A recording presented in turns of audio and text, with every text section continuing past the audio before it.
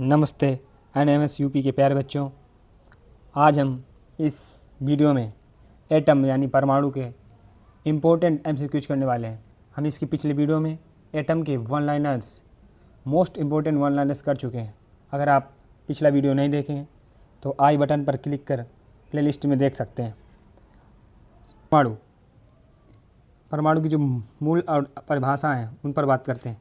यानी question 1, atom शब्द किस भाषा से आया है, इसका अर्थ क्या है? तो एटम शब्द लैटिन भाषा, बी ग्रीक या अविभाज्य। तो हमने बात की है कि जो एटम आया है वो क्या है, एक ग्रीक भाषा का शब्द है और इसका अर्थ होता है क्या, अविभाज्य, यानी कि किसी के टुकड़े न किए जाए। तो बात करें नेक्स्ट क्वेश्चन की, परमाणु का व्यास लगभग कितना होता है?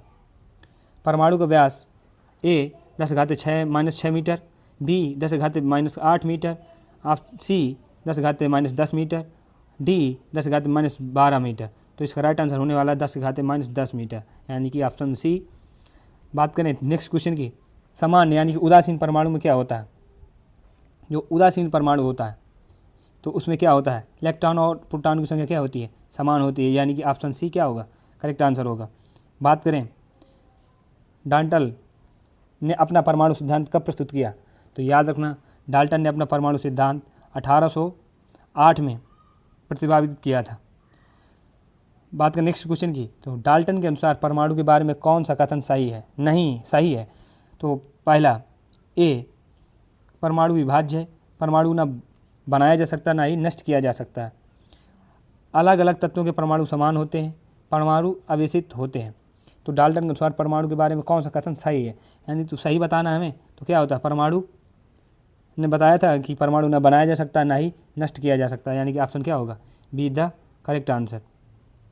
बात करें नेक्स्ट क्वेश्चन की, यानी कि डाल्टन के परमाणु के सिद्धांत की प्रमुख सीमा क्या थी, यानी कि जो लिमिटेशन क्या थी जिस पर डाल्टन सिद्धांत काम नहीं कर पाया?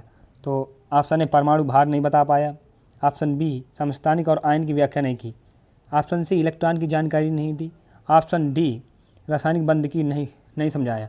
तो इसका राइट आंसर होने वाला है ऑप्शन बी, यानी कि जो समस्थानिक और आयन की व्याख्या नहीं की। जो डाल्टन सिद्धांत था वो समस्थानिक और आयन की व्याख्या नहीं कर पाया था। बात करें नेक्स्ट क्वेश्चन की, डाल्टन के अनुसार रासायनिक क्रिया में परमाणु क्या होता है, नष्ट होते हैं, नए परमाणु बनते हैं, पुनः व्यवस्थित होते हैं, आयन बनते हैं। तो डाल्टन के अनुसार जो होते हैं क्या होते हैं, नष्ट होते हैं। जो परमाणु होते हैं क्या होते हैं, पुनः व्यवस्थित होते हैं। बात करें नेक्स्ट क्वेश्चन की, परमाणु के नाभिक में क्या होता है?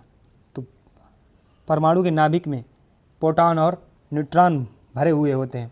तो इसका राइट आंसर कौन सा होने वाला है, ऑप्शन सीधा करेक्ट आंसर। बात करें आयल कक्षा, यानी कि जो कक्षाएं थी के, आयल और के में 2, आयल में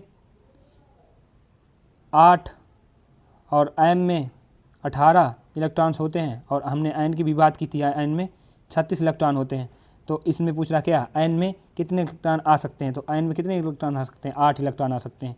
2 के में 2 आते हैं, 18 किस में आते हैं, एम में, और 32 आते हैं किस में, आयन में।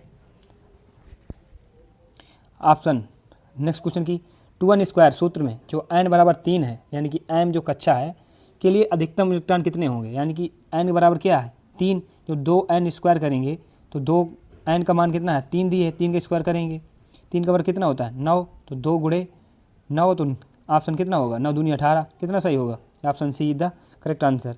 तो ऑप्शन सी इसमें सही रहने वाला है। बात करें नेक्स्ट क्वेश्चन की, इलेक्ट्रॉन का वेश कितना होता है? हमने बात की थी प्रोटॉन का वेश 1+1 होता है, इलेक्ट्रॉन का वेश -1 होता है, और न्यूट्रॉन का वेश 0 होता है, क्योंकि वो क्या होता है, निरावेशित होता है, यानी कि आवेशित नहीं होता है। तो इसका राइट आंसर होने वाला है क्या, इलेक्ट्रॉन का वेग आवेश -1 होता है। बात करें नेक्स्ट क्वेश्चन की, अंतिम कक्षा में कितने इलेक्ट्रॉन होने पर परमाणु ऑक्टेट नियम से स्थिर होता है? तो हमने बात की थी जब ऑक्टेट हो, यानी कि ऑक्टेट का मतलब क्या होता है 8, कितने इलेक्ट्रॉन होने चाहिए, 8 इलेक्ट्रॉन होने चाहिए किसी भी परमाणु को अपना ऑक्टेट पूरा करने के लिए। बात करें नेक्स्ट क्वेश्चन की, परमाणु क्रमांक यानी जेड किस पर निर्भर करता है? तो परमाणु क्रमांक जेड है जो हमने न्यूट्रॉन की संख्या पर, इलेक्ट्रॉन की संख्या पर, प्रोटॉनों की संख्या पर, या परमाणु भार पर? तो इसका राइट आंसर होने वाला है क्या, प्रोटॉनों की संख्या पर। हमने बात की थी परमाणु जो परमाणु संख्या है यानी कि परमाणु क्रमांक है वो किसके बराबर होती है? प्रोटॉनों की संख्या के बराबर होती है। तो बात करें नेक्स्ट क्वेश्चन की, यानी कार्बन C का Z बराबर 6 है, यानी कि परमाणु क्रमांक कितना है? 6 है, 6। और परमाणु द्रव्यमान यानी A, यानी कि परमाणु भार कितना है? 12। इसमें न्यूट्रॉन की संख्या ज्ञात कीजिए। तो हमने बात की थी न्यूट्रॉन बराबर क्या होता है? A माइनस Z, यानी कि A यानी कि परमाणु भार माइनस परमाणु क्रमांक। तो A कितना है? 12, Z कितना है? 6। तो 12 में 6 गए 6, तो इसका राइट आंसर होने वाला क्या? Option B. तो बात करें नेक्स्ट क्वेश्चन की, सोडियम यानी कि जो जिसका Z यानी कि परमाणु क्रमांक कितना होता है? Z होता है कितना? 11 दिए है। A यानी कि परमाणु भार कितना दिए है? 23 दिए है। तो हमें क्या ज्ञात करना है? न्यूट्रॉन की संख्या। हमने बात न्यूट्रॉन बराबर क्या होता है? परमाणु भार माइनस का परमाणु क्रमांक। तो परमाणु भार कितना है? 23। तो परमाणु भार कितना है? परमाणु क्रमांक कितना है? 11। परमाणु भार 23 दिए तो घटाएं कितना आएगा? 12। तो आंसर क्या नहीं होने वाला है? Option see the correct answer. बात करें नेक्स्ट क्वेश्चन की, किस तत्व का परमाणु क्रमांक कितना है? 8 होता है। तो ऑक्सीजन क्या होता है? ऑक्सीजन का परमाणु क्रमांक 8 होता है।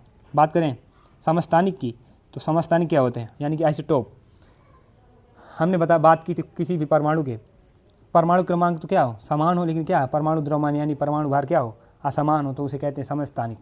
तो समस्थानिकों में क्या समान होता है? तो हमने अभी बताया है कि परमाणु क्रमांक क्या हो? समान हो, और द्रव्यमान क्या हो? अलग अलग हो, तो क्या होता है? वही समस्थानिक होते हैं। इसका राइट आंसर क्या होने वाला है? Option see the correct answer. यानी कि जो परमाणु क्रमांक क्या होता है, इसमें क्या होता है? समान होता है समस्थानिकों में। हाइड्रोजन में कितने समस्थानिक होते हैं? याद रखना, हमने पिछली वीडियो में बात की हाइड्रोजन के 3 समस्थानिक होते हैं। कितने? 3, प्रोटियम, ड्यूटेरियम, ट्रिटियम। क्योंकि प्रोटियम का क्या होता है? एक परमाणु क्रमांक होता है, परमाणु द्रव्यमान कितना होता है? 1 होता है। और ड्यूटेरियम का परमाणु क्रमांक 1 होता है और परमाणु द्रव्यमान 2 होता है। ट्राइटियम का एक होता है परमाणु क्रमांक, परमाणु भार कितना होता है? 3 होता है। तो ये क्या है? एक दूसरे के समस्थानिक है, क्योंकि क्या है? इनके परमाणु क्रमांक तो सेम है, लेकिन परमाणु द्रव्यमान क्या है? असमान है। बात करें नेक्स्ट क्वेश्चन की, रेडियो कार्बन डेटिंग यानी जो आयु निर्धारण है में किस समस्थानिक का उपयोग किया जाता है? जो कार्बन डेटिंग में हम कोबाल्ट 60 का उपयोग करते हैं, यानी कि option B is the correct answer. Carbon 60 का उपयोग किस में किया होता है? तो हमने बात ऊपर की कि रेडियो कार्बन डेटिंग में, तो ऑप्शन क्या हो जाए? बी इज द सही होने वाला है। तो आयन का निर्माण, आयन कैसे होते हैं? जब आयन का निर्माण हम करते हैं, जब कोई भी परमाणु या तो इलेक्ट्रॉन देता है या तो इलेक्ट्रॉन लेता है, तो क्या होते हैं? आयन का निर्माण होता है। यानी यदि कोई परमाणु या आयन यानी इलेक्ट्रॉन ग्रहण करता है, तो क्या है? उसके ऊपर ऋणायन चार्ज आता है। अगर कोई भी परमाणु एक इलेक्ट्रॉन किसी भी परमाणु को देता है या 2 इलेक्ट्रॉन देता है, तो उसमें क्या होता है? धनावेश यानी कि प्लस चिन्ह आता है। तो बात करें सोडियम, परमाणु के इलेक्ट्रॉन निकलने पर क्या बनता है? यानी कि एक इलेक्ट्रॉन सोडियम निकाला, तो उस पर उसने दिया किसी परमाणु को, तो क्या आएगा? प्लस। तो ऑप्शन क्या होने वाला है? सी। बात करें नेक्स्ट क्वेश्चन की, Cl परमाणु के एक इलेक्ट्रॉन ग्रहण करता है, यानी कि ग्रहण करने में क्या होता है? मैंने कहा लिया, लेता है तो क्या आता है? ऋण आता है। तो एक इलेक्ट्रॉन लिया तो क्या आएगा? Cl minus. तो क्या आंसर सही होने वाला है? Cl माइनस, यानी कि ऑप्शन सी करेक्ट होने वाला है। बात करें नेक्स्ट क्वेश्चन की, NaCl में कौन से आयन होते हैं? NaCl में कौन से आयन होते हैं? यानी कि देखना NaCl में सोडियम क्या होता है? एक इलेक्ट्रॉन देता है Cl को, तो Cl क्या होता है? एक माइनस होता है। तो इसका राइट आंसर क्या होने वाला है? Option B. Na+, आयन में कितने इलेक्ट्रॉन होते हैं? देखना, हमने बात की थी Z, Na का Z कितना होता है? 11। हमने एक इलेक्ट्रॉन एक किसी दूसरे परमाणु को दे दिए, यानी कि Na+ है ना, एक इलेक्ट्रॉन दे दिया होगा किसी परमाणु को, तो क्या होगा? किसी को परमाणु को जब एक इलेक्ट्रॉन दे दिया होगा उसने, तो इसका परमाणु क्रमांक 11 होता है। जब एक दे दिया इसने, तो कितने बचे?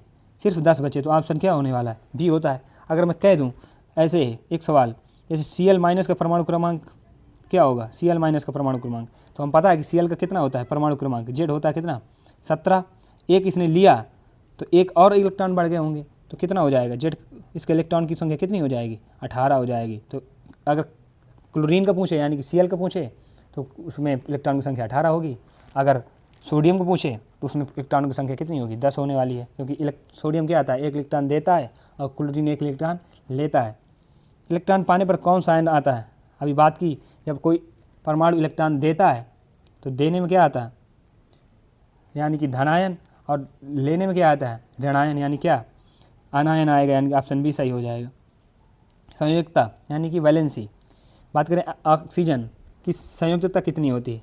देखना, हम संयुक्तता ऐसे समझना कि किसी भी परमाणु के लास्ट सेल यानी कि जो कक्षाएं होती हैं, हमने बात की थी के में 2, एल में 8, वैसे ही जब किसी भी परमाणु की कक्षाओं में जब जितने भी लास्ट में जो लास्ट की कक्षा है, आखिरी की कक्षा है, उसमें जितने परमाणु होंगे वो उस परमाणु क्या होगी, संयोजकता होगी। जैसे बात करें ऑक्सीजन की तो इसमें इलेक्ट्रॉनिक विन्यास करने पर क्या आएगा, 2 और 6, तो 6 जब आएगा तो क्या होगा, इसकी परमाणु संयोजकता कितनी होने वाली, 6, तो ऑप्शन सी होगा।